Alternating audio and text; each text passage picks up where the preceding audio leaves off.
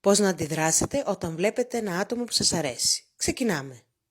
Κοιτάξτε τον μέσα στα μάτια. Κοιτάξτε απότομα κάτω για 1, 2, κοιτάξτε ξανά αργά. Κοιτάξτε αλλού. Χαϊδέψτε το σβέρκο σας. Γλύψτε τα χείλη σας. Κοιτάξτε ξανά. Κλείστε του το ένα μάτι.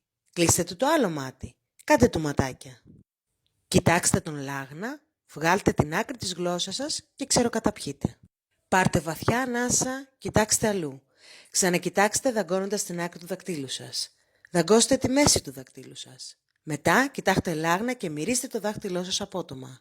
Γνέψτε καταφατικά ναι, ναι, κοιτάξτε απότομα αλλού. Κοιτάξτε ξανά με τρέλα στα μάτια και ταυτόχρονα γνέψτε ναι, ναι. Κοιτάξτε απότομα αλλού. Κοιτάξτε πάλι από πάνω μέχρι κάτω και γλύψτε τα δόντια σας.